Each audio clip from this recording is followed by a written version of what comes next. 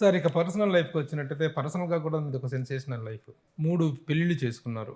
ఇప్పుడు పవిత్ర లోకేష్ గారితో ఉంటున్నారు మీరు. ఎందుకు what is the reason that you ఇప్పుడు కెరీర్‌లో బ్రేక్‌లు వచ్చినాయంటే కెరీర్‌లో innings, second innings, third innings start అయినాయి అంటే ఓకే.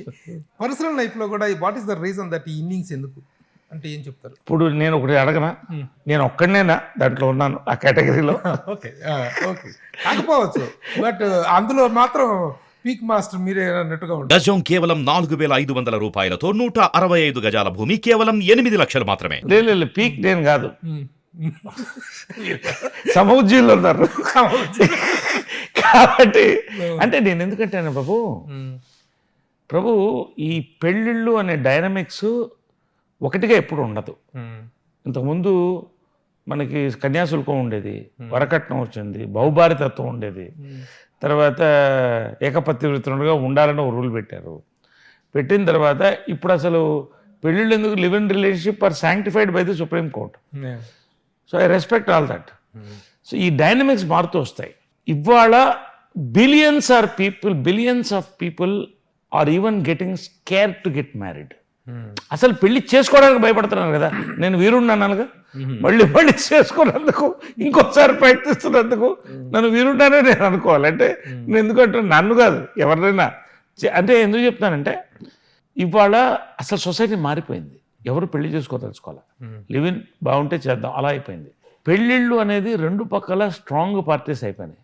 వాళ్ళ చుట్టూ వాళ్ళ ఫ్రెండ్స్, వాళ్ళ సెల్ ఫోన్స్, వాళ్ళ కాబట్టి మ్యారేజ్లు నిలబట్ల. ఇన్ని కోట్లు ఖర్చు పెట్టిన పెళ్ళిళ్ళు వెళ్ళిపోతున్నాయి. ఫైనల్గా ఒక పెళ్ళి ఇట్స్ నాట్ ఎ ఫన్. ఇవాళ మన యూట్యూబ్లో చూస్తే దాని మీద కమెంట్స్, జోక్స్ చాలా ఈజీ. బట్ నీకు తగులుతుంది అన్న ఎప్పుడో అని మీకు కాదు చెప్తున్నవాళ్ళు. కాబట్టి తగిలేటప్పుడు దానికి సఫర్ అయ్యేది ఒక్క మగాడే కాదు, ఒక ఆడదే కాదు, రెండు పక్కల సఫర్ అవుతారు. సార్ ఇప్పుడు మీరు అయినటువంటి ఈ 3 డైవర్సుల్లో do you think that your justified side ఉన్నారు, justified non I can say justify myself అనే ఫీలింగ్ ఉందా? ఒకటి బేసిక్గా అంటే I don't want go deep into it. First marriage నాకు 19th ఇయర్ అయింది. జీవితం అంటే తెలియని వయసు. రెండోది there were health problems on the other side. వాళ్ళుగా విత్డ్రా చేసుకున్నారు. So second time it was a divorce from that side because నేను ఐడియాలజికల్గా బీజేపీలో వెళ్ళిపోయి సినిమాలు వదిలేసిన కారణంతో సో ఐఎమ్ వెరీ క్లియర్. మూడోది నేను ఐ డోంట్ వాంట్ ప్రభు కాబట్టి మాట్లాడుతున్నాను. నేను క్లియర్గా ఏం చెప్తున్నానంటే ఒక పెళ్లి చేసుకున్నప్పుడు చాలా ఒక డ్రీమ్స్తో చేసుకుంటాం. ఏదో పెళ్ళి చేసుకున్నా ఈజీ కాదు కదా, డైవోర్స్లు అంతే కష్టం మళ్ళీ. బట్ కంపాషబిలిటీ లేనప్పుడు నేను వాళ్ళు తప్పు నేను తప్పు ఇవి చెప్పదలుచుకోవాలి. Nobody can justify. I don't want to blame anybody. Compatibility లేనప్పుడు ఇవాళ సుప్రీంకోర్టు ఏం చెప్తుంది, 2 సంవత్సరాలు కలిసి లేకపోతే ఆటోమేటిక్గా మ్యారేజ్ ఈస్ నలిఫైడ్ అంటుంది. ఎందుకంటుంది?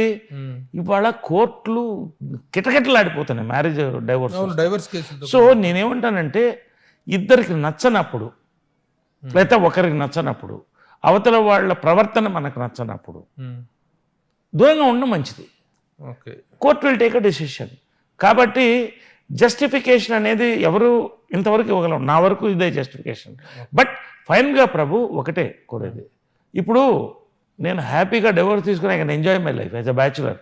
ప్రపంచం అంతా తిరగచ్చు, దుమ్ము లేపచ్చు. కాదు, ఒక మనిషికి కంపానియన్ ఎప్పుడు కావాలంటే 40s 50s తర్వాతే కావాలి. Okay, what ever it is. ఇప్పుడు ఈ ఇష్యూ తనతోటి మొత్తం నల్లిఫై అయిపోయిందా?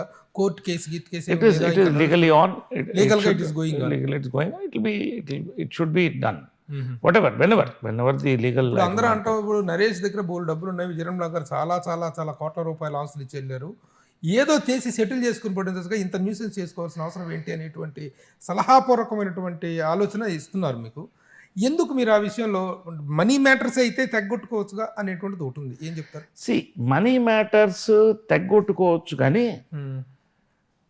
ఒకటేంటంటే 2 పక్క నుంచి ఆ ఉద్దేశం ఉండాలి. రెండోది ఏంటంటే చిల్డ్రన్స్ లైఫ్ అక్కడ వస్తుంది లాక్. సో అక్కడ లాక్ అయింది, ఆ సెటిల్మెంట్స్ అవ్వాలి. సెటిల్మెంట్ అయితే okay, it will be okay.